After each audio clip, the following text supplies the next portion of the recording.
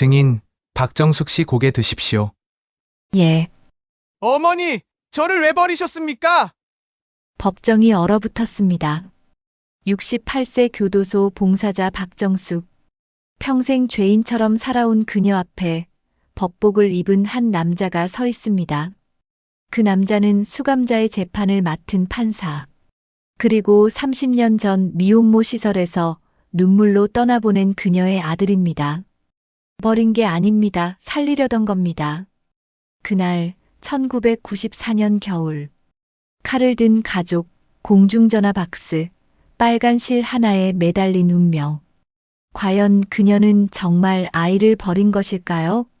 아들은 왜 지금 법정에서 어머니를 신문하는 자리에 서게 된 걸까요? 한 번의 질문이 30년의 침묵을 깨뜨립니다. 지금부터 그날의 진실이 밝혀집니다. 오늘도 찾아와 주셔서 감사합니다. 구독과 좋아요는 큰 힘이 됩니다. 어디에서 보고 계신지 댓글로 나눠주세요. 행복과 건강이 늘 함께 하시길 바랍니다. 그럼 오늘의 이야기 시작하겠습니다. 새벽 5시 박정숙은 눈을 떴습니다. 잠을 깬 게 아니라 그냥 눈을 뜬 겁니다. 요즘 들어 잠이란 게 그렇습니다. 깊이 빠져들지 못하고 수면 위를 떠다니다가 어느 순간 눈이 떠지는 거죠. 정숙은 일어나 부엌으로 향했습니다. 좁은 원룸이지만 부엌만큼은 늘 깔끔하게 정리되어 있었습니다. 싱크대 위 작은 거울에 비친 얼굴, 68배 나이가 고스란히 새겨진 주름과 흰 머리카락들이 보였습니다. 오늘도 가야지. 정숙은 혼잣말을 하며 냉장고를 열었습니다. 어제 새벽 시장에서 사온 무와 배추, 고등어가 들어있었습니다. 정숙은 익숙한 손놀림으로 김치를 담았습니다.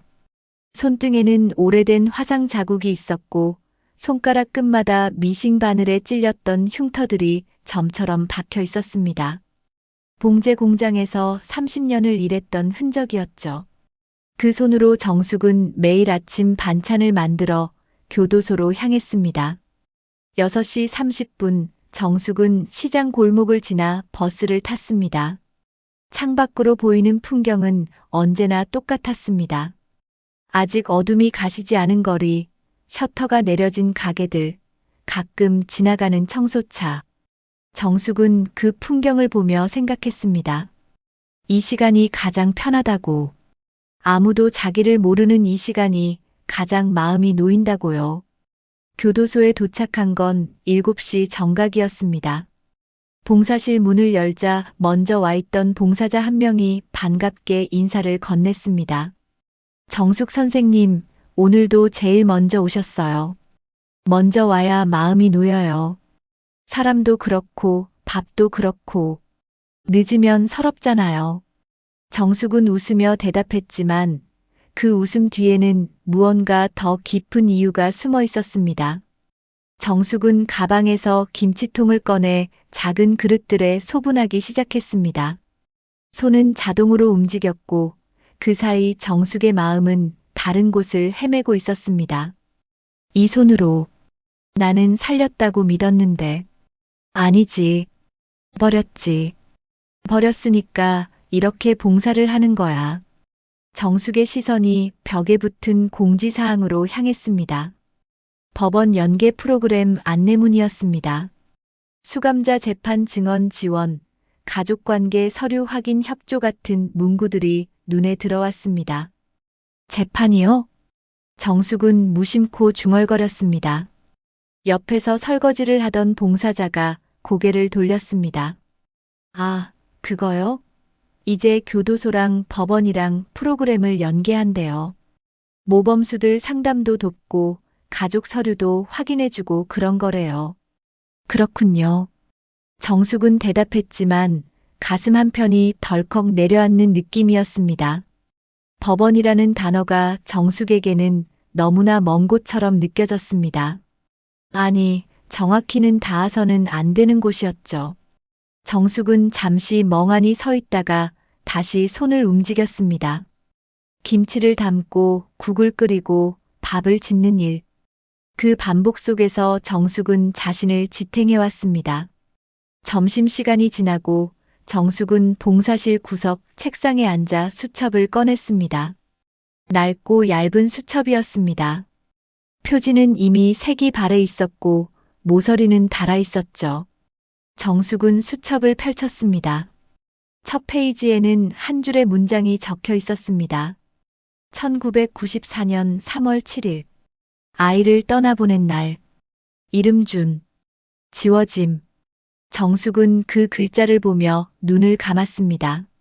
30년 전 그날이 떠올랐습니다.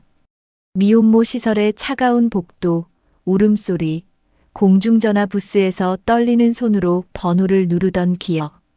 그리고 아기를 품에 안았던 그 순간의 따뜻함과 곧바로 찾아온 공포. 미안하다. 미안해. 정숙은 작은 목소리로 속삭였습니다. 그 말은 누구에게 하는 것인지 정숙 자신도 알 수 없었습니다. 떠나보낸 아이에게인지, 자기 자신에게인지, 아니면 그 모든 것에게인지요. 저녁 무렵 정숙은 봉사를 마치고 교도소를 나섰습니다. 하늘은 이미 어두워져 있었고 찬 바람이 불었습니다. 정숙은 코트깃을 여미며 버스 정류장으로 걸어갔습니다. 그때 핸드폰이 울렸습니다. 발신자는 윤태식 소장이었습니다. 여보세요, 소장님. 박정숙 씨, 내일 시간 좀 내주실 수 있습니까? 말씀드릴 게 있어서요. 무슨 일이신지. 급한 건 아닌데, 그냥 얼굴 보고 말씀드리고 싶습니다. 정숙은 알 수 없는 불안감을 느꼈습니다. 윤태식 소장은 정숙이 봉사를 시작한 이후 줄곧 지켜봐 온 사람이었습니다. 그는 정숙의 과거를 아는 몇 안 되는 사람 중 한 명이기도 했죠. 네, 알겠습니다. 정숙은 전화를 끊고 버스에 올랐습니다. 창밖을 바라보며 정숙은 생각했습니다. 왜 하필 지금일까? 왜 하필 법원이라는 단어가 나온 바로 그날 소장님이 전화를 하실까? 정숙은 불안한 마음을 애써 누르며 집으로 향했습니다. 집에 돌아온 정숙은 불을 켜지 않고 그대로 어둠 속에 앉아 있었습니다. 한참을 그렇게 있다가 정숙은 작은 서랍을 열었습니다. 서랍 깊숙한 곳에는 낡은 사진 한 장이 있었습니다. 미혼모 시설 앞에서 찍은 사진이었습니다. 얼굴이 반쯤 가려진 20살의 정숙, 그리고 품에 안긴 아기. 아기의 손목에는 작게 묶인 빨간 실이 보였습니다. 정숙은 사진을 들여다보다가 뒷면을 확인했습니다. 거기에는 작은 글씨로 메모가 적혀 있었습니다. 입양 담당 장병호 병원장, 서류 담당 윤태식 후원자. 정숙의 손이 떨렸습니다. 소장님이 그때 그 사람이었어? 정숙은 사진을 다시 서랍에 넣고 눈을 감았습니다. 어둠 속에서 정숙은 자신의 심장 소리를 들었습니다. 그 소리는 마치 30년 전 그날 아기를 안고 떨던 그 순간의 심장 소리와 똑같았습니다. 정숙은 평소보다 일찍 교도소에 도착했습니다. 봉사실은 아직 아무도 없었고 정숙은 혼자 불을 켰습니다. 창문 너머로 보이는 하늘은 회색빛이었고 곧 비가 올 것 같았습니다. 정숙은 가방에서 김치통을 꺼내며 어젯밤 본 사진 뒷면의 글씨를 떠올렸습니다. 윤태식 소장. 그가 30년 전 그 시설의 후원자였다는 사실이 정숙의 마음을 무겁게 짓눌렀습니다. 정숙은 그동안 소장이 자신의 과거를 알고 있다는 것쯤은 짐작하고 있었습니다. 하지만 그가 직접 그 현장에 있었던 사람이라는 건 몰랐습니다. 아니, 알고 싶지 않았는지도 모릅니다. 오전 10시 정숙은 소장실 앞에 서 있었습니다. 문을 두드리기 전 정숙은 깊게 숨을 들이마셨습니다. 손이 떨렸지만 정숙은 애써 침착함을 유지하려 했습니다. 들어오세요. 윤태식 소장의 목소리가 들렸습니다. 정숙은 문을 열고 들어갔습니다. 소장은 책상 앞에 앉아 서류를 보고 있었습니다. 그는 정숙을 보자 서류를 내려놓고 의자를 권했습니다. 앉으세요, 박정숙 씨. 네, 소장님.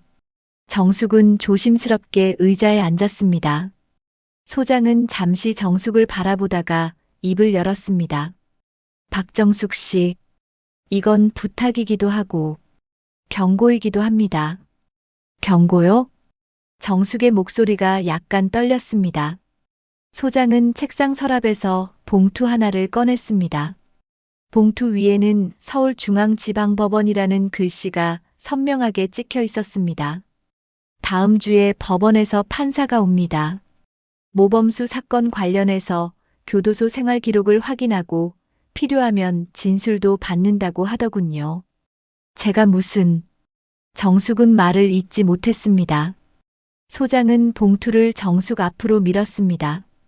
박 씨는 오래 봉사를 했고 문서 정리도 잘하지 않습니까? 그리고 소장은 잠시 말을 멈췄습니다. 그의 눈빛이 깊어졌습니다. 그 시설 출신이기도 하고요. 정숙의 얼굴이 굳었습니다. 심장이 빠르게 뛰기 시작했습니다. 정숙은 입술을 깨물었습니다. 소장님, 그 얘긴 숨길 수 있는 건 숨겼습니다. 하지만 박 씨, 세상은 꼭 이렇게 들춰내더군요. 우리가 아무리 덮어두려 해도요. 정숙은 봉투를 받았습니다. 손에 쥔 봉투가 너무나 무거웠습니다. 종이 한 장이 들어있을 뿐인데 마치 돌덩이를 들고 있는 것 같았습니다. 이 사건에 누가 연루되어 있습니까? 정숙은 조심스럽게 물었습니다. 소장은 한숨을 쉬었습니다. 김영수라는 사람입니다. 38살. 폭행 사건으로 구속되어 있습니다. 김영수. 정숙은 그 이름을 되뇌었습니다. 낯설지 않은 성씨였습니다. 김씨. 정숙의 친정성이 김씨였습니다. 설마 하는 생각이 스쳤지만 정숙은 애써 그 생각을 밀어냈습니다. 그 사람이 저와 무슨 관련이... 모릅니다. 하지만 그 사람 서류에 1994년 미혼모 시설 관련 내용이 언급되어 있더군요. 그래서 제가 먼저 말씀드리는 겁니다. 정숙은 아무 말도 할 수 없었습니다. 소장은 창밖을 바라보며 말을 이었습니다. 박 씨, 저는 그때 그 시설을 후원했던 사람입니다. 기억하시는지 모르겠지만 어젯밤에 사진 뒷면에서 봤습니다. 소장님 성함을. 소장은 고개를 끄덕였습니다. 그렇군요. 그럼 이제 아시겠습니다. 저는 박 씨가 어떤 상황이었는지 압니다. 그리고 그때 무슨 일이 있었는지도 알고 있습니다. 정숙의 눈에 눈물이 고였습니다. 30년 동안 혼자 짊어지고 살았던 무게가 한꺼번에 쏟아지는 것 같았습니다. 그런데 왜 지금까지 아무 말씀도 안 하셨습니까? 박 씨가 그렇게 살고 싶어 하는 것 같았으니까요. 과거를 묻고 속죄하듯 봉사하면서 살고 싶어 하는 것 같았습니다. 그런데 이제는 상황이 달라졌습니다. 소장은 다시 서랍에서 서류 한 장을 꺼냈습니다. 오래되어 누렇게 변한 종이였습니다. 이건 그때 시설 일지 사본입니다. 제가 보관하고 있던 겁니다. 정숙은 떨리는 손으로 서류를 받았습니다. 거기에는 빛바랜 글씨로 이렇게 적혀 있었습니다. 박정숙 산모. 가족 위협으로 인한 긴급 보호 필요. 출산 후 심리 상태 불안정. 아이 안전 확보 위해 입양 절차 진행. 정숙은 서류를 보며 눈물을 참았습니다. 그때 그 순간들이 생생하게 떠올랐습니다. 폭력적이었던 아버지, 임신 사실을 알고 쫓아내던 가족들, 그리고 아이를 없애라던 협박. 소장님, 저는 정말 그 아이를 지키고 싶었습니다. 압니다. 그래서 제가 이걸 보관한 겁니다. 언젠가 필요할 때가 올 거라고 생각했습니다. 정숙은 고개를 숙였습니다. 눈물이 뺨을 타고 흘러내렸습니다. 소장은 조용히 기다려 주었습니다. 다음 주에 오는 판사가 혹시 정숙은 말을 잇지 못했습니다. 소장은 정숙이 무엇을 묻고 싶어 하는지 알고 있었습니다. 이준혁이라는 판사입니다. 35살. 젊지만 유능하다고 합니다. 35살. 정숙은 가슴이 철렁했습니다. 자신이 아이를 떠나보낸 게 30년 전이었습니다. 만약 그 아이가 살아있다면 지금쯤 35살쯤 되었을 겁니다. 설마. 정숙은 중얼거렸습니다. 소장은 아무 말도 하지 않았습니다. 그저 정숙을 조용히 바라볼 뿐이었습니다. 그날 저녁 정숙은 집으로 돌아와 불도 켜지 않은 채 어둠 속에 앉아 있었습니다. 손에는 아직도 그 봉투가 들려 있었습니다. 정숙은 봉투를 펼쳐 공문을 꺼냈습니다. 거기에는 방문 일정과 담당 판사 이름이 적혀 있었습니다. 담당 판사 이준혁. 정숙은 그 이름을 보며 떨렸습니다. 준. 그 이름은 정숙이 아이에게 지어주려 했던 이름이었습니다.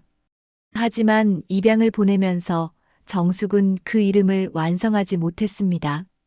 수첩에는 준. 이라고만 적혀 있었죠. 정숙은 다시 서랍에서 사진을 꺼냈습니다. 아기의 손목에 묶인 빨간 실이 보였습니다. 정숙은 그날을 기억했습니다. 시설 사람들이 아기를 데려가려 할 때 정숙은 마지막으로 아기 손목에 빨간 실을 묶어주었습니다. 혹시라도 언젠가 다시 만날 수 있다면 알아볼 수 있도록. 그 아이가 정말 내 아이일까? 정숙은 중얼거렸습니다. 그때 핸드폰이 울렸습니다. 발신자는 발신번호 표시 제한이었습니다. 정숙은 불안한 마음에 전화를 받았습니다. 여보세요? 박정숙. 낮고 거친 남자 목소리가 들렸습니다. 정숙은 온몸이 얼어붙는 것 같았습니다. 누구? 내가 버린 애가 판사됐다며? 세상 참 좁다. 그 애가 파고들기 시작하면 너만 다치는 게 아니야. 당신이. 전화는 끊겼습니다. 정숙은 핸드폰을 떨어뜨렸습니다. 온몸이 떨렸습니다. 그 목소리.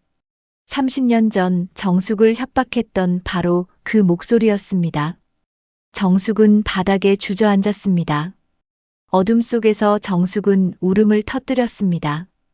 30년 동안 참아왔던 울음이 한꺼번에 쏟아졌습니다. 왜 지금? 정숙은 중얼거렸습니다. 그리고 알았습니다. 과거는 절대 사라지지 않는다는 것을. 아무리 묻으려 해도 언젠가는 다시 떠오른다는 것을요. 일주일은 너무나 빠르게 지나갔습니다. 정숙은 그 일주일 동안 제대로 잠을 이루지 못했습니다. 밤마다 악몽을 꾸었고 새벽이면 식은땀을 흘리며 깨어났습니다. 꿈속에서 정숙은 계속 도망치고 있었습니다. 무엇으로부터인지는 알 수 없었지만 뒤에서 누군가 쫓아오고 있었고 정숙은 숨이 차도록 달렸습니다. 판사 방문 당일 아침 정숙은 평소보다 더 일찍 일어났습니다. 거울 앞에 서서 자신의 모습을 바라봤습니다.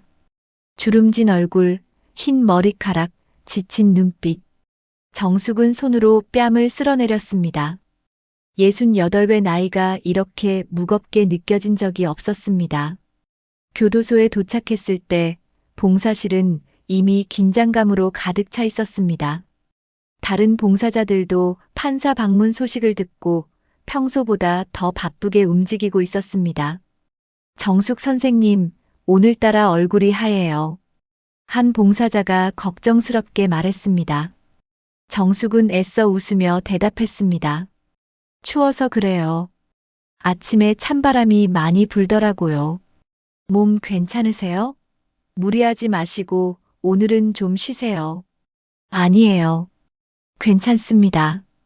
정숙은 봉사복 위에 단정하게 코트를 걸쳤습니다.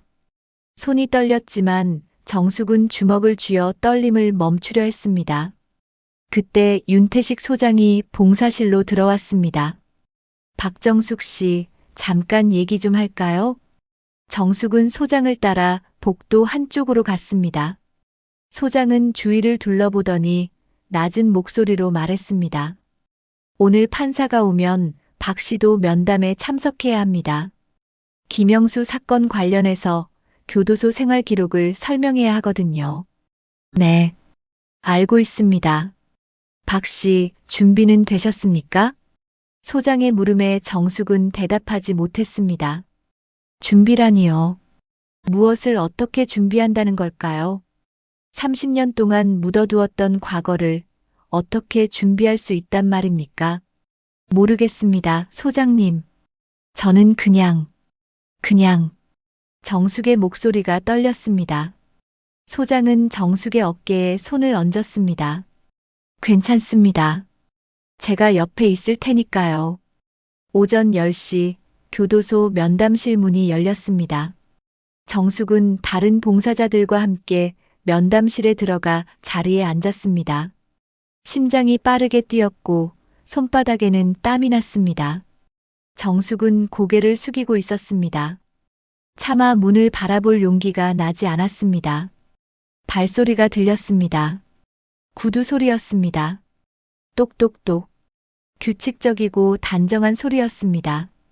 그 소리가 점점 가까워지더니 면담실 문이 다시 열렸습니다. 안녕하십니까? 서울중앙지방법원 형사합의부 이준혁 판사입니다. 그 목소리를 듣는 순간 정숙의 온몸이 얼어붙었습니다. 낮고 또렷한 목소리, 차갑지만 어딘가 익숙한 목소리. 정숙은 고개를 들 수 없었습니다. 만약 고개를 들면, 만약 그 사람의 얼굴을 보면 정숙은 무너져 내릴 것 같았습니다. 수감자 김영수 사건 관련하여 교도소 생활 기록을 확인하겠습니다. 판사의 목소리가 계속 들렸습니다. 정숙은 고개를 숙인 채 손을 꼭 쥐었습니다. 손톱이 손바닥을 파고들었지만 정숙은 그 통증으로 겨우 정신을 붙들고 있었습니다.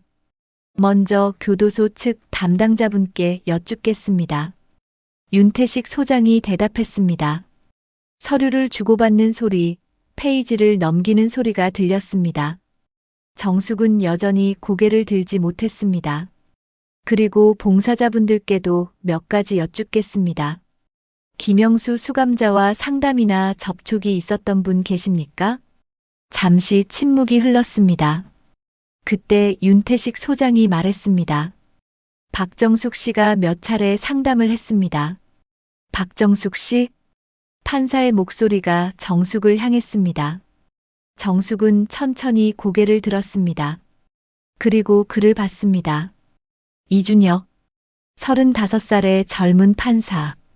검은색 정장을 입고 서류를 들고 있는 그. 정숙은 그의 얼굴을 보는 순간 숨이 멎는 것 같았습니다. 눈. 그 눈이었습니다. 30년 전 갓 태어난 아기가 정숙을 올려다보던 그 눈. 까맣고 또렷한 눈. 정숙은 그 눈을 잊은 적이 없었습니다. 밤마다 꿈에서 봤던 그 눈이었습니다. 박정숙 씨 맞으십니까? 준혁이 물었습니다. 정숙은 간신히 대답했습니다. 예. 목소리가 떨렸습니다.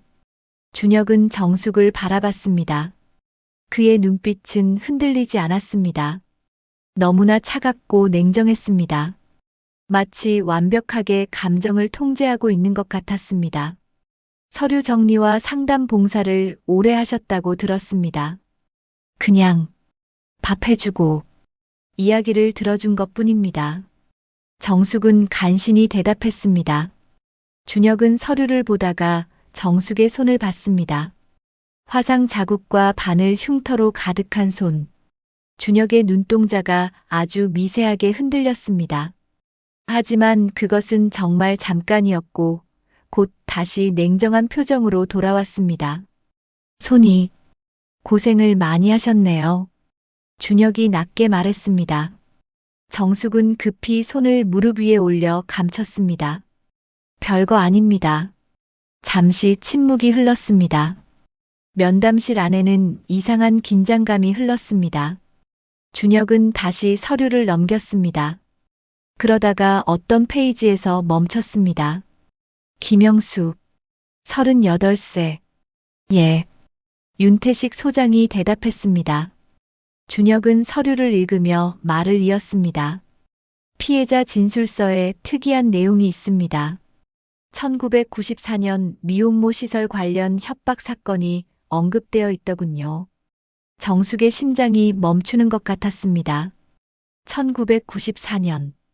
그 해, 정숙이 아이를 낳은 해, 그리고 모든 것을 잃은 해, 준혁이 정숙을 바라봤습니다. 박정숙 씨, 혹시 그 시설에 대해 아시는 게 있습니까? 정숙은 대답할 수 없었습니다. 목이 메었습니다. 숨을 쉴 수가 없었습니다. 박정숙 씨? 준혁이 다시 불렀습니다. 이번에는 목소리가 조금 더 낮아졌습니다. 정숙은 떨리는 입술로 간신히 말했습니다. 저는 그 시설에 있었습니까? 준혁의 질문은 날카로웠습니다. 마치 칼처럼 정숙의 가슴을 찔렀습니다. 정숙은 고개를 숙였습니다. 예. 작은 목소리였지만 면담실 안에 울려 퍼졌습니다. 다른 봉사자들이 웅성거렸습니다. 정숙은 온몸이 떨렸습니다. 준혁은 서류를 덮었습니다. 그리고 정숙을 똑바로 바라봤습니다. 오늘은 여기까지 하겠습니다. 다음 주에 정식 법정 심리가 있을 예정입니다. 박정숙 씨, 증인으로 출석해 주셔야 할 것 같습니다. 증인이요? 정숙은 떨리는 목소리로 물었습니다. 준혁은 고개를 끄덕였습니다. 네. 이 사건을 제대로 밝히기 위해서는 당시 상황을 아는 분의 증언이 필요합니다. 준혁은 일어났습니다. 그리고 면담실을 나가려다가 문 앞에서 멈췄습니다. 뒤를 돌아보지 않은 채 준혁은 말했습니다. 박정숙 씨, 진실은 언젠가 드러나게 되어 있습니다. 숨긴다고 사라지지 않습니다. 그 말을 남기고 준혁은 나갔습니다. 정숙은 그 자리에 얼어붙은 채 앉아 있었습니다. 면담이 끝난 후 정숙은 비틀거리며 봉사실을 나왔습니다. 복도에서 정숙은 벽에 기대 섰습니다. 다리에 힘이 풀렸습니다. 온몸이 떨렸습니다. 그 아이, 내 아이, 정말 내 아이가 맞아. 정숙은 중얼거렸습니다. 눈물이 흘러내렸습니다. 30년 만에 다시 만난 아이. 하지만 그 아이는 정숙을 어머니가 아니라 증인으로 불렀습니다. 정숙은 그날 밤 집에 돌아와서도 멍하니 앉아 있었습니다. 창밖으로 보이는 거리의 불빛들이 흐릿하게 번져 보였습니다. 정숙의 머릿속에는 오늘 본 준혁의 얼굴이 계속 맴돌았습니다. 그 차갑고 냉정한 눈빛, 흔들림 없는 목소리, 그리고 마지막으로 남긴 그 말. 진실은 언젠가 드러나게 되어 있습니다. 정숙은 손으로 얼굴을 감쌌습니다. 눈물이 또 흘러내렸습니다. 30년 동안 참고 견뎌왔는데 이제는 더 이상 숨길 수가 없었습니다. 정숙은 서랍에서 수첩을 꺼냈습니다. 그리고 떨리는 손으로 펜을 들었습니다. 준혁아, 오늘 너를 봤어. 너는 이제 판사가 되어 있더구나. 법복을 입고 냉정하게 사람들을 바라보는 내 모습을. 엄마는 차마 똑바로 볼 수가 없었어. 정숙은 글을 쓰다가 멈췄습니다. 눈물이 종이 위에 떨어져 글씨를 번지게 했습니다. 정숙은 수첩을 덮고 창밖을 바라봤습니다. 그때 핸드폰이 울렸습니다. 밤 11시였습니다. 발신자는 또 발신번호 표시 제한이었습니다. 정숙은 손이 떨렸지만 전화를 받았습니다. 여보세요. 박정숙. 오늘 법원 사람 만났지? 저번과 똑같은 그 목소리였습니다. 거칠고 위협적인 목소리. 정숙은 숨을 참았습니다. 누구십니까? 대체 왜 이러시는 겁니까? 왜긴 왜야. 내가 입 열면 우리 집안도 망하거든. 특히 우리 영수가 지금 안 그래도 곤란한 상황인데. 영수, 김영수요? 정숙은 그 이름을 되뇌었습니다. 갑자기 머릿속에 퍼즐이 맞춰지기 시작했습니다. 김영수, 38살. 1994년 미혼모 시설 관련 협박. 당신, 혹시 제 친정. 이제 알아차렸네. 늦긴 했지만 나는 내 오빠 아들이야. 내가 버린 애 때문에 우리 집안이 얼마나 망신당했는지 알아? 정숙은 전화기를 든 손이 떨렸습니다. 조카. 그러니까 김영수는 정숙의 조카였습니다. 30년 전 정숙을 집에서 쫓아내고 협박했던 오빠의 아들. 그때 우리 아버지가 너한테 뭐라고 했어? 애 없애라고 했잖아. 근데 넌 듣지 않았어. 그래서 우리 집안이 얼마나 창피를 당했는데. 저는 그냥 아이를 살리고 싶었을 뿐입니다. 살리긴 뭘 살려. 그 애 때문에 내 인생만 망친 게 아니야. 우리도 다 힘들었다고. 정숙은 입술을 깨물었습니다. 분노가 치밀어 올랐습니다. 30년 동안 억눌러왔던 감정이 폭발할 것 같았습니다. 힘들긴요. 저를 쫓아낸 건 당신네 집안이었잖아요. 저를 협박한 것도 당신네였고. 시끄러워. 어쨌든 법정에서 쓸데없는 말 하지 마. 안 그러면 너뿐만 아니라 그 판사 아들도 무사하지 못할 거야. 전화가 끊겼습니다. 정숙은 핸드폰을 떨어뜨리고 바닥에 주저앉았습니다. 온몸이 떨렸습니다. 무섭고 분하고 억울했습니다. 다음 날 아침 정숙은 교도소로 가지 못했습니다. 몸이 아팠습니다. 열이 나고 온몸이 쑤셨습니다. 정숙은 침대에 누워 천장만 바라봤습니다. 핸드폰에는 윤태식 소장의 전화가 여러 통 와 있었지만 정숙은 받지 않았습니다. 사흘째 되는 날 소장이 직접 정숙의 집을 찾아왔습니다. 문을 두드리는 소리에 정숙은 힘겹게 일어나 문을 열었습니다. 박정숙 씨, 괜찮습니까? 소장은 정숙의 창백한 얼굴을 보고 놀랐습니다. 정숙은 아무 말 없이 문을 열어주었습니다. 소장은 들어와 정숙을 의자에 앉혔습니다. 무슨 일입니까? 전화도 안 받고. 정숙은 한참 동안 말을 하지 못하다가 결국 지난 며칠간의 일을 털어놓았습니다. 협박 전화, 김영수가 자신의 조카라는 사실, 그리고 준혁에 대한 위협까지. 소장은 심각한 표정으로 듣고 있었습니다. 정숙의 이야기가 끝나자 소장은 한숨을 깊게 쉬었습니다. 박정숙 씨, 이제는 더 이상 혼자 견딜 수 없습니다. 경찰에 신고해야 합니다. 안 됩니다. 그러면 준혁이가, 제 아들이 위험해져요. 하지만 이대로 있으면 박 씨가 위험합니다. 그리고 소장은 잠시 말을 멈추더니 가방에서 낡은 봉투 하나를 꺼냈습니다. 이걸 드리려고 왔습니다. 이게 뭡니까? 1994년 당시 시설 기록입니다. 박 씨가 입양 서류에 서명할 때 쓰러졌던 일, 병원장 장병호가 협박했던 일, 그리고 제가 아기 손목에 빨간 실을 묶어준 일까지 다 기록되어 있습니다. 정숙은 떨리는 손으로 봉투를 받았습니다. 봉투 안에는 누렇게 바랜 서류들이 들어 있었습니다. 왜 이걸 저한테? 법정에 가지고 가셔야 합니다. 박 씨는 버린 게 아니라 살린 겁니다.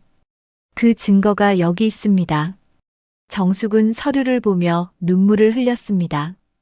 거기에는 정숙이 기억하지 못하는 순간들이 기록되어 있었습니다. 출산 직후 쓰러졌던 일, 깨어나서 아기를 찾으며 울부짖었던 일, 그리고 입양 서류에 서명하면서 제발 이 아이를 지켜주세요라고 애원했던 일. 이런 기록이 남아 있었다니. 네. 그리고 하나 더 있습니다. 소장은 작은 봉투를 하나 더 꺼냈습니다. 정숙은 봉투를 열었습니다. 안에는 작은 사진 한 장이 들어 있었습니다. 갓 태어난 아기의 손목에 빨간 실이 묶여 있는 사진이었습니다. 이건 제가 찍었습니다. 언젠가 박 씨가 필요할 때가 올 거라고 생각했습니다. 정숙은 사진을 가슴에 안았습니다. 30년 동안 잊으려 했던 그 순간, 하지만 단 하루도 잊을 수 없었던 그 순간이 정숙의 손안에 있었습니다. 소장님, 제가 뭘 해야 할까요? 법정에 서십시오. 그리고 진실을 말하십시오. 박 씨는 잘못한 게 없습니다. 오히려 희생자입니다. 정숙은 고개를 들었습니다. 눈물은 흘렀지만 눈빛은 조금 달라져 있었습니다. 하지만 준혁이는 저를 엄마로 보지 않을 겁니다. 그 아이 눈빛을 봤어요. 차갑고 냉정했어요. 그건 박 씨가 진실을 말하지 않았기 때문입니다. 그 아이는 아직 버려졌다고 생각하고 있습니다. 하지만 진실을 알게 되면 달라질 겁니다. 정숙은 창밖을 바라봤습니다. 해가 지고 있었습니다. 하늘은 붉게 물들어 있었습니다. 정숙은 천천히 일어났습니다. 알겠습니다. 법정에 서겠습니다. 이제는 더 이상 도망치지 않겠습니다. 소장은 정숙의 어깨를 다독였습니다. 잘 결정하셨습니다. 제가 옆에서 돕겠습니다. 그날 밤 정숙은 오랜만에 깊은 잠을 잤습니다. 꿈을 꾸지 않았습니다. 도망치지도 않았습니다. 그저 고요한 어둠 속에서 정숙은 쉬었습니다. 그리고 다음 날 아침 정숙은 일어나 거울을 봤습니다. 여전히 주름지고 늙은 얼굴이었지만 눈빛만큼은 조금 달라져 있었습니다. 이제 시작이야. 정숙은 중얼거렸습니다. 법정으로 가는 길, 진실을 말하는 길, 그 길이 두렵지 않다면 거짓말이겠지만 정숙은 더 이상 혼자가 아니었습니다. 법정 출석일이 다가왔습니다. 정숙은 새벽부터 일어나 준비를 했습니다. 오래된 옷장에서 가장 단정한 옷을 꺼내 입었습니다. 검은색 블라우스에 회색 치마. 30년 전 입양 서류에 서명하러 갈 때 입었던 바로 그 옷이었습니다. 옷은 낡았지만 정숙은 그 옷을 입고 싶었습니다. 거울 앞에 선 정숙은 자신의 모습을 오래 바라봤습니다. 68배 나이, 하얗게 센 머리, 주름진 얼굴. 하지만 오늘만큼은 도망치지 않기로 했습니다. 정숙은 가방에 윤태식 소장이 준 서류들을 조심스럽게 넣었습니다. 그리고 빨간 실이 묶인 아기 사진도 함께 넣었습니다. 법원 앞에 도착했을 때 이미 많은 사람들이 모여 있었습니다. 기자들도 보였습니다. 정숙은 숨이 막혔습니다. 이렇게 많은 사람들 앞에 서야 한다는 게 두려웠습니다. 정숙이 망설이고 있을 때 윤태식 소장이 다가왔습니다. 박정숙 씨 준비되셨습니까? 소장님, 저 떨려서 괜찮습니다. 제가 옆에 있습니다. 그리고 기억하세요. 박 씨는 잘못한 게 없습니다.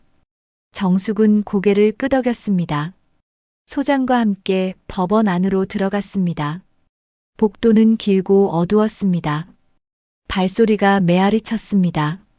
정숙은 한 걸음 한 걸음 내디딜 때마다 심장이 빠르게 뛰는 것을 느꼈습니다. 법정 문 앞에 섰습니다. 문 너머로 사람들의 웅성거림이 들렸습니다. 정숙은 깊게 숨을 들이마셨습니다. 그리고 문이 열렸습니다. 법정 안은 사람들로 가득했습니다. 방청석, 기자석, 그리고 저 앞에는 판사석이 보였습니다.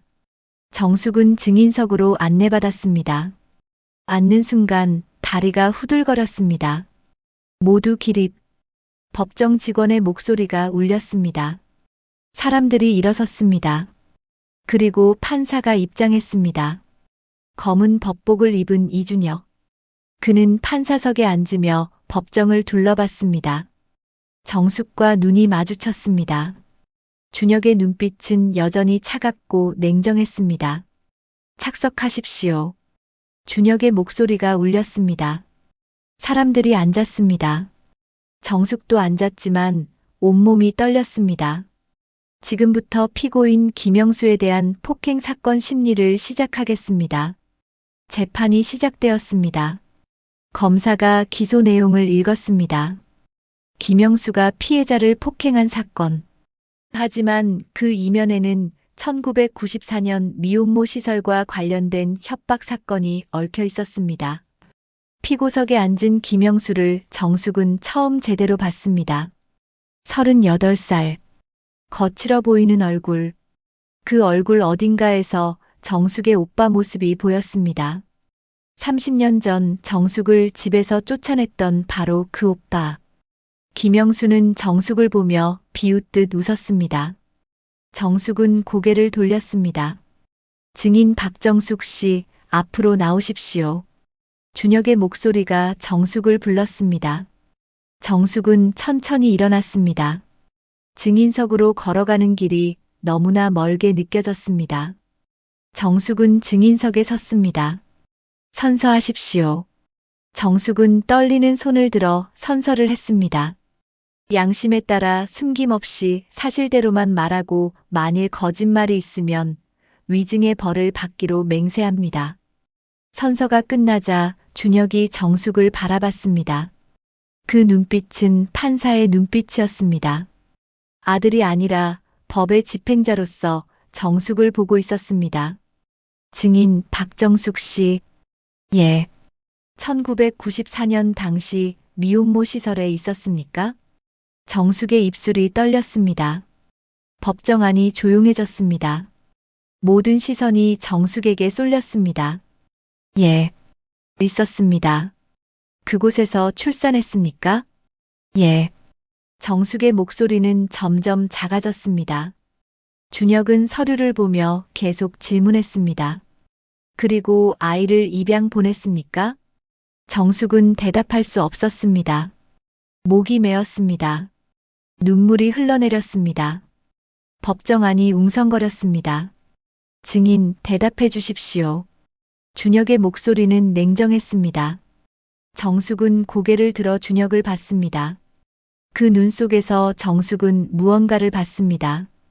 분노였습니다. 아니, 상처였습니다. 버려졌다고 믿으며 살아온 아이의 깊은 상처. 예. 보냈습니다. 정숙의 대답에 법정이 술렁였습니다. 기자들이 메모를 했습니다. 김영수는 비웃고 있었습니다. 왜 입양을 보냈습니까? 준혁의 질문이 칼처럼 날아왔습니다. 정숙은 눈물을 닦으며 대답했습니다.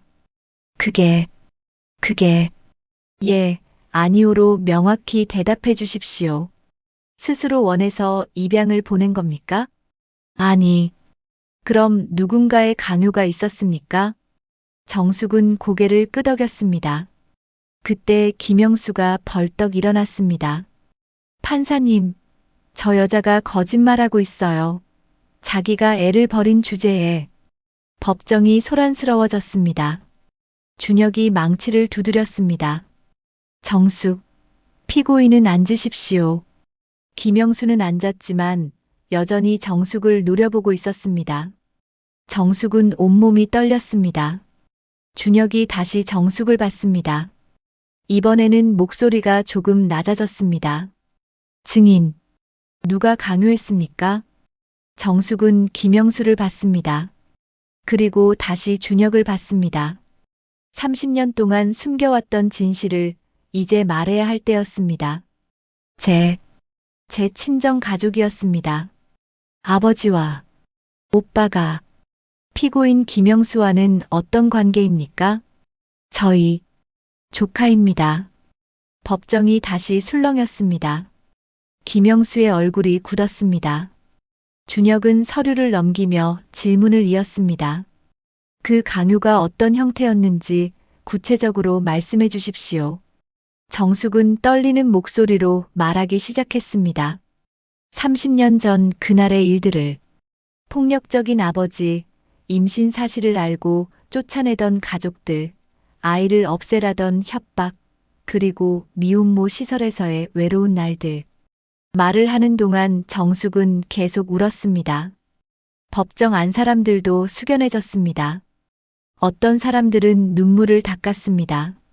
그리고 저는 아이를 지키고 싶었습니다. 죽이고 싶지 않았어요. 그래서 입양을.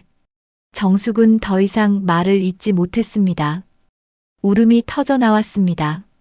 30년 동안 참아왔던 울음이었습니다. 준혁은 가만히 정숙을 바라봤습니다. 그의 손이 미세하게 떨렸습니다. 법복 아래 그의 심장도 떨리고 있었습니다. 그때 준혁이 입을 열었습니다. 목소리가 낮고 떨렸습니다. 증인. 아니. 준혁은 잠시 멈췄습니다. 법정 앞 모든 사람이 숨을 죽였습니다. 준혁은 정숙을 똑바로 바라보며 말했습니다. 박정숙 씨, 당신이 입양 보낸 그 아이가 지금 어디 있는지 아십니까? 정숙은 고개를 들어 준혁을 봤습니다. 눈물로 범벅이 된 얼굴로. 정숙은 알고 있었습니다. 그 아이가 어디 있는지. 바로 저 판사석에 앉아 법복을 입고 자신을 바라보고 있다는 것을. 모릅니다. 정숙은 거짓말을 했습니다. 차마 진실을 말할 수 없었습니다. 준혁의 눈빛이 흔들렸습니다. 정말 모르십니까? 예, 모릅니다.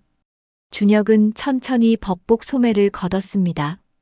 손목 안쪽에 아주 희미하게 남은 붉은 자국이 보였습니다. 빨간 실을 묶었던 그 자리. 법정이 숨을 멈췄습니다. 법정 앞 모든 사람의 시선이 준혁의 손목으로 향했습니다. 희미하게 남은 붉은 자국. 정숙은 그 자국을 보는 순간 온몸이 얼어붙었습니다. 가방 속에 들어있는 사진. 빨간 실이 묶인 아기의 손목. 바로 그 자리였습니다. 정숙의 입술이 떨렸습니다. 눈물이 멈추지 않고 흘러내렸습니다. 준혁은 소매를 다시 내렸습니다. 그리고 정숙을 바라봤습니다. 그 눈빛은 더 이상 판사의 눈빛이 아니었습니다. 상처받은 아이의 눈빛이었습니다. 증인께서는 정말 모르십니까? 당신이 손목에 빨간 실을 묶어준 그 아이가 어디 있는지. 준혁의 목소리가 떨렸습니다. 법정 안이 술렁였습니다. 사람들이 무언가를 눈치채기 시작했습니다. 정숙은 고개를 떨구었습니다. 더 이상 거짓말을 할 수 없었습니다. 하지만 진실을 말하는 것도 너무 두려웠습니다. 저는 대답하십시오. 준혁의 목소리가 높아졌습니다. 그것은 판사로서의 명령이 아니었습니다. 30년 동안 묻어두었던 감정이 터져나오는 소리였습니다. 왜 저를 버리셨습니까? 법정이 조용해졌습니다. 준혁의 물음에 모든 사람이 숨을 죽였습니다. 정숙은 고개를 들어 준혁을 봤습니다. 눈물로 흐려진 시야 속에서 준혁의 얼굴이 보였습니다. 법복을 입고 있지만 그 안에는 여전히 상처받은 아이가 있었습니다. 버린 게 아니야. 정숙의 목소리가 울먹였습니다. 준혁은 자리에서 일어났습니다. 법복 자락이 흔들렸습니다. 그럼 뭡니까? 입양을 보낸 게 버린 게 아니라면 뭡니까? 살리려고 한 거야. 정숙은 더 이상 참을 수 없었습니다. 가방에서 서류들을 꺼냈습니다. 윤태식 소장이 준 낡은 시설 일지, 병원 기록, 그리고 빨간 실이 묶인 아기 사진. 이걸 보세요. 저는 버린 게 아니에요. 정숙은 떨리는 손으로 서류들을 법정 직원에게 건넸습니다. 서류들이 준혁에게 전달되었습니다. 준혁은 서류를 받아들었습니다. 손이 떨렸습니다. 시설 일지를 펼쳤습니다. 거기에는 정숙의 상황이 자세히 기록되어 있었습니다. 박정숙 산모, 가족의 극심한 위협으로 인해 긴급 보호 조치, 출산 후 심리 상태 극도로 불안정. 아이를 안고 울부짖음. 입양 서류 작성 중 기절. 의식 회복 후 제발 이 아이를 지켜달라고 애원. 준혁의 손이 멈췄습니다. 다음 페이지를 넘겼습니다. 병원 기록이 나왔습니다. 산모 박정숙 출산 과정에서 극심한 스트레스로 인한 쇼크 증상. 정신과 상담 필요. 가족 학대 흔적 다수 발견. 준혁은 서류를 보며 입술을 깨물었습니다.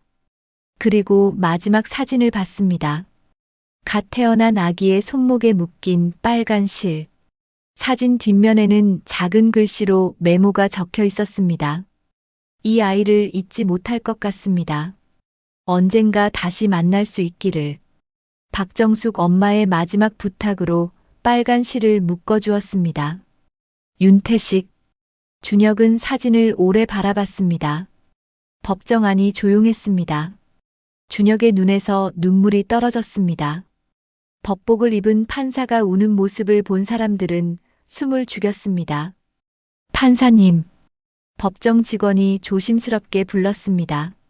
준혁은 눈물을 닦았습니다. 하지만 눈물은 계속 흘렀습니다. 잠시 휴정하겠습니다. 준혁은 자리에서 일어났습니다. 비틀거렸습니다. 법정 직원이 부축하려 했지만 준혁은 손을 저었습니다. 그리고 판사실로 들어갔습니다. 법정 안 사람들이 웅성거렸습니다. 기자들이 메모를 했습니다. 정숙은 증인석에 그대로 앉아 있었습니다. 온몸에 힘이 빠졌습니다. 윤태식 소장이 정숙에게 다가왔습니다. 박정숙 씨 잘하셨습니다. 소장님, 이제 진실이 드러났습니다. 조금만 더 힘내십시오. 10분 후 준혁이 다시 법정으로 돌아왔습니다. 눈은 빨갛게 충혈되어 있었지만 표정은 평정을 되찾은 듯 보였습니다. 준혁은 판사석에 앉았습니다. 재판을 재개하겠습니다. 준혁은 김영수를 바라봤습니다. 김영수는 불안한 표정으로 앉아 있었습니다. 피고인 김영수. 당신은 증인 박정숙 씨의 조카가 맞습니까? 예, 맞습니다만. 그리고 당신의 아버지, 즉 박정숙 씨의 오빠가 1994년 당시 박정숙 씨를 협박한 사실이 있습니까? 김영수는 대답하지 못했습니다. 준혁은 서류를 꺼냈습니다. 여기 당시 경찰 신고 기록이 있습니다. 박정숙 씨가 미혼모 시설에 들어가기 전 가정폭력으로 신고된 기록입니다. 신고자는 이웃 주민이었고 피해자는 박정숙 씨였습니다. 김영수의 얼굴이 창백해졌습니다. 준혁은 계속 말을 이었습니다. 그리고 최근 박정숙 씨에게 협박 전화를 한 사실도 있지 않습니까? 그건 증거가 있습니다. 통화 기록과 녹음 파일입니다. 준혁이 서류를 제시하자 법정이 술렁였습니다. 김영수는 당황한 표정으로 변호인을 봤습니다. 준혁은 정숙을 다시 바라봤습니다. 이번에는 눈빛이 달랐습니다. 더 이상 차갑지 않았습니다. 증인 박정숙 씨, 당신은 30년 동안 잘못된 죄책감을 안고 살아왔습니다. 하지만 당신은 잘못한 게 없습니다. 정숙은 고개를 들었습니다.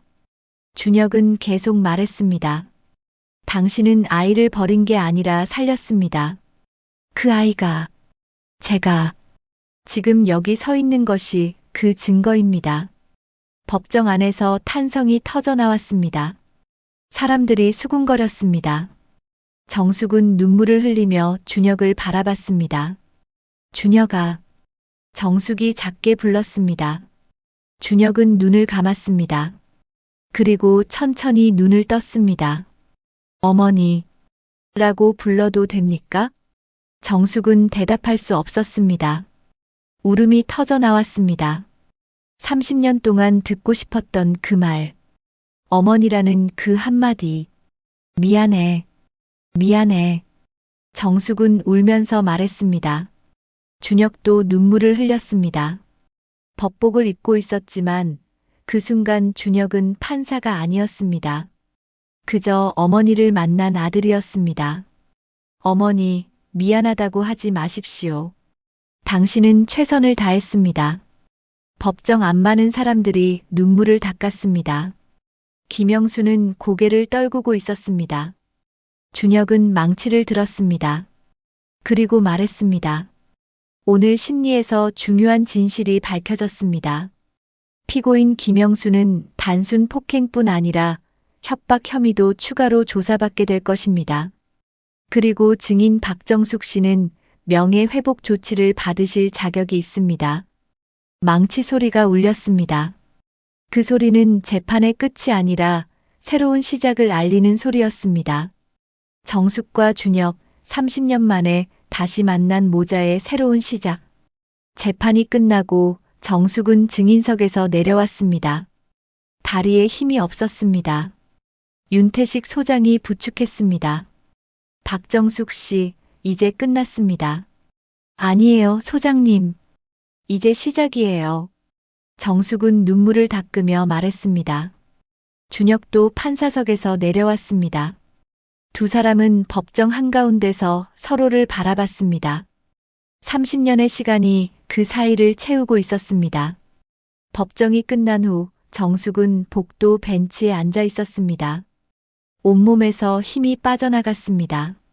30년 동안 짊어지고 살았던 무게를 내려놓은 것 같았습니다. 하지만 동시에 두려움도 밀려왔습니다. 이제 어떻게 해야 할까? 준혁과 어떻게 마주해야 할까? 복도 저편에서 준혁이 걸어오고 있었습니다. 법복을 벗고 정장 차림이었습니다. 정숙은 일어서려 했지만 다리에 힘이 없어 다시 주저앉았습니다. 준혁이 정숙 앞에 섰습니다. 두 사람은 한동안 아무 말도 하지 못했습니다. 어머니. 준혁이 먼저 입을 열었습니다. 그 한마디에 정숙의 눈에서 눈물이 다시 흘러내렸습니다. 준혁아, 정말 미안해. 미안하다는 말은 하지 마십시오. 이제 알았습니다. 어머니가 얼마나 힘들었는지. 준혁은 정숙 옆에 앉았습니다. 둘 사이에는 작은 거리가 있었습니다. 30년의 거리였습니다. 저는 평생 버려졌다고 생각하며 살았습니다. 입양 부모님은 저를 사랑해 주셨지만 항상 마음 한편에는 공허함이 있었습니다. 왜 나를 버렸을까? 내가 뭘 잘못했을까? 정숙은 가슴이 찢어지는 것 같았습니다. 준혁은 계속 말을 이었습니다. 그래서 판사가 되었습니다. 법으로 세상의 잘못을 바로잡고 싶었습니다. 특히 약자들을 위해 일하고 싶었습니다. 어머니처럼 힘없이 당한 사람들을 위해서요. 정숙은 준혁을 바라봤습니다. 그 눈빛에는 더 이상 차가움이 없었습니다. 상처는 있었지만 미움은 없었습니다. 내가 그렇게 자라줘서 고마워. 어머니가 저를 살려주셨으니까요. 버린 게 아니라 살린 거였으니까요. 준혁은 주머니에서 작은 봉투를 꺼냈습니다. 안에는 붉은 실 조각이 들어 있었습니다. 이거 제 손목에 묶여 있던 실입니다. 입양 부모님이 보관해 주셨습니다. 어렸을 때부터 궁금했습니다.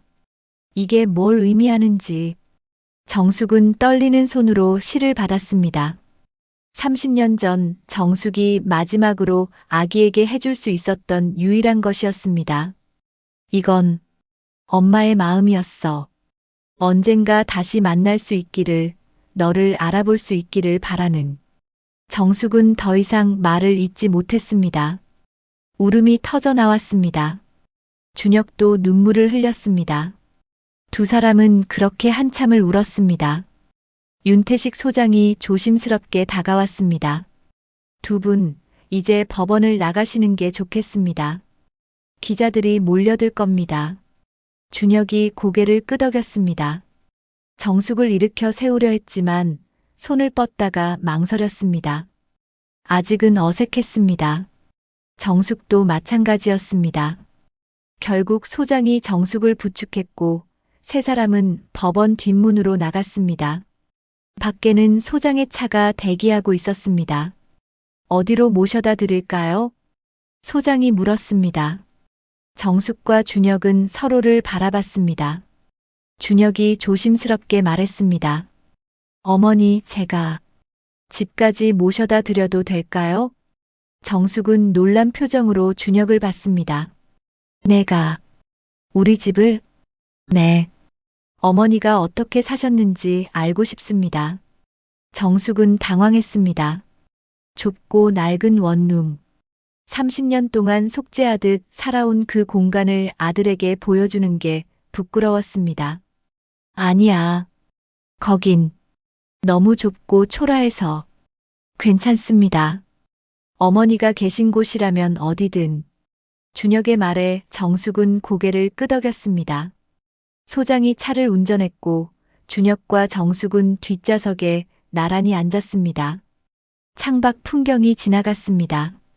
두 사람 모두 침묵했습니다. 말을 해야 할 것 같은데 무슨 말부터 해야 할지 몰랐습니다. 정숙의 집에 도착했습니다. 낡은 다세대 주택 2층이었습니다. 계단을 올라가며 정숙은 더욱 부끄러워졌습니다. 정말 좁아. 부끄럽지만 어머니, 괜찮습니다. 문을 열고 들어갔습니다. 작은 원룸이었습니다. 부엌 겸 거실 그리고 작은 방 하나. 하지만 깨끗하게 정돈되어 있었습니다. 준혁은 천천히 방 안을 둘러봤습니다. 낡은 가구들, 오래된 미싱 바늘들, 그리고 벽에 붙은 봉사활동 일정표. 준혁은 작은 책상 위에 놓인 수첩을 봤습니다. 이게 뭡니까? 정숙은 황급히 수첩을 집으려 했지만 준혁이 먼저 집었습니다. 수첩을 펼쳤습니다. 첫 페이지에 적힌 글. 1994년 3월 7일. 아이를 떠나보낸 날. 이름 준. 준혁의 손이 떨렸습니다. 다음 페이지에는 매년 그날 적힌 글들이 있었습니다. 1995년 3월 7일. 준혁아, 첫 돌이구나. 건강하게 자라고 있니? 2000년 3월 7일.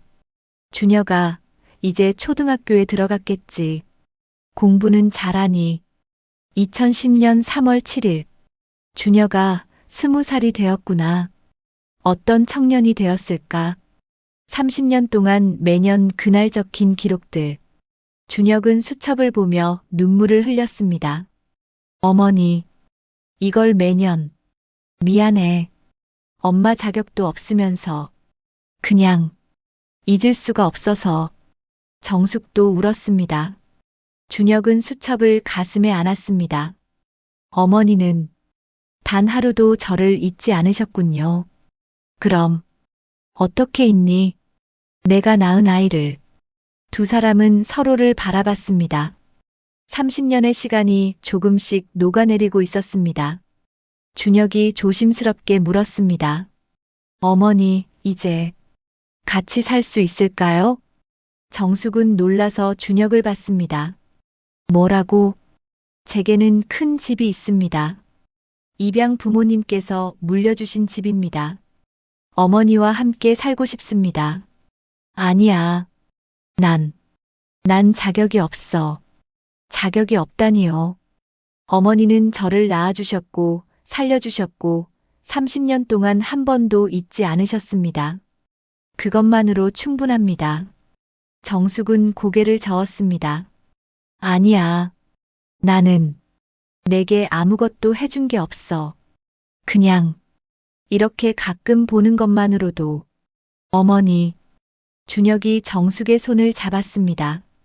화상 자국과 바늘 흉터로 가득한 그 손을. 이 손이 저를 살렸습니다.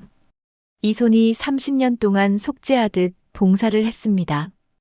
이제는 이 손이 쉴 시간입니다. 정숙은 울면서 고개를 끄덕였습니다. 준혁도 눈물을 흘렸습니다. 하지만 조금 천천히 하자. 우리 아직 서로에게 익숙하지 않으니까. 네, 어머니. 천천히 하겠습니다. 30년을 기다렸는데 조금 더 기다리는 건 어렵지 않습니다. 두 사람은 작은 방 안에 앉아 이야기를 나눴습니다. 30년 동안 하지 못했던 이야기들을, 정숙은 미혼모 시설에서의 날들을, 봉제 공장에서 일하던 시절을, 그리고 매일 교도소에서 봉사하며 속죄하려 했던 날들을 이야기했습니다. 준혁도 자신의 이야기를 했습니다. 입양 부모님의 사랑하지만 항상 느꼈던 공허함, 판사가 된 이유, 그리고 친어머니를 찾아 헤맨 3년의 시간. 밤이 깊어갔습니다. 두 사람은 여전히 이야기하고 있었습니다. 30년의 공백을 채우기에는 한밤이 부족했지만 시작은 되었습니다. 석 달이 흘렀습니다. 계절은 겨울로 접어들었고 거리에는 첫눈이 내렸습니다. 정숙은 교도소 봉사실 창문 너머로 내리는 눈을 바라보고 있었습니다. 예전과 똑같은 봉사실이었지만 정숙의 마음은 달라져 있었습니다. 정숙 선생님, 오늘 국 정말 맛있어요. 한 수감자가 웃으며 말했습니다. 정숙도 미소 지었습니다. 예전처럼 억지로 짓는 미소가 아니었습니다. 진심에서 우러나온 미소였습니다. 많이 드세요. 추운데 따뜻하게 드셔야죠. 봉사가 끝나고 정숙은 윤태식 소장실로 갔습니다. 소장은 차를 준비하며 정숙을 맞았습니다. 박정숙 씨, 요즘 표정이 많이 밝아지셨습니다. 소장님 덕분입니다. 그때 용기를 주시지 않았다면. 소장은 고개를 저었습니다. 아닙니다. 박 씨가 스스로 선택한 겁니다. 진실과 마주하기로. 정숙은 차를 마시며 창밖을 바라봤습니다. 눈이 계속 내리고 있었습니다. 소장님, 이제 봉사를 그만두려고 합니다. 소장은 놀라지 않았습니다. 오히려 고개를 끄덕였습니다. 그럴 줄 알았습니다. 이제는 속죄가 아니라 다른 삶을 살아야 할 때니까요. 네. 준혁이가, 제 아들이 함께 살자고 했습니다. 아직은 어색하지만 조금씩 익숙해지고 있습니다. 잘하셨습니다. 박 씨는 이제 버린 엄마가 아니라 다시 만난 엄마입니다. 정숙의 눈에 눈물이 맺혔습니다. 하지만 슬픈 눈물이 아니었습니다. 감사합니다, 소장님. 30년 동안 저를 지켜봐 주시고 진실을 보관해 주셔서 천만에요. 저도 그때 제대로 도와드리지 못한 게 늘 마음에 걸렸습니다. 이제라도 바로잡을 수 있어서 다행입니다. 두 사람은 차를 마시며 오래 이야기를 나눴습니다. 30년의 시간, 그리고 앞으로의 시간에 대해서요. 오후 4시 정숙은 교도소를 나섰습니다. 눈이 그쳤고 하늘은 맑았습니다. 정숙은 버스 정류장으로 걸어가다가 멈췄습니다. 저 앞에 준혁의 차가 서 있었습니다. 준혁이 차에서 내려 정숙에게 다가왔습니다. 어머니, 마중 나왔습니다. 어머, 너 법원 일 끝났니? 네, 일찍 끝났습니다. 어머니 모시러 오고 싶었습니다. 정숙은 가슴이 따뜻해졌습니다. 준혁이 차 문을 열어주었고 정숙은 조심스럽게 탔습니다. 차 안은 따뜻했습니다. 준혁이 시동을 걸며 물었습니다. 어머니, 오늘 저녁 뭐 드시고 싶으세요? 뭐든 좋아. 내가 좋아하는 걸로 하자. 그럼 어머니 손으로 만든 된장찌개 먹고 싶은데요. 정숙은 웃었습니다. 준혁도 웃었습니다. 두 사람의 웃음소리가 차 안에 울렸습니다. 집에 도착했습니다. 준혁의 집은 넓고 깨끗했습니다. 정숙은 아직도 이 집이 낯설었습니다. 30년 동안 좁은 원룸에서 살다가 이렇게 큰 집에 온 것이 꿈만 같았습니다. 부엌으로 가서 정숙은 된장찌개를 끓이기 시작했습니다. 익숙한 손놀림이었습니다. 준혁은 넥타이를 풀고 부엌 식탁에 앉아 정숙을 바라봤습니다. 어머니, 제가 도와드릴까요? 아니야, 괜찮아. 너는 그냥 앉아 있어. 정숙은 된장을 풀고 두부를 썰고 파를 다졌습니다. 그 모습을 보며 준혁은 생각했습니다. 이런 평범한 일상이 얼마나 소중한 것인지. 저녁상이 차려졌습니다. 된장찌개, 김치, 나물 몇 가지.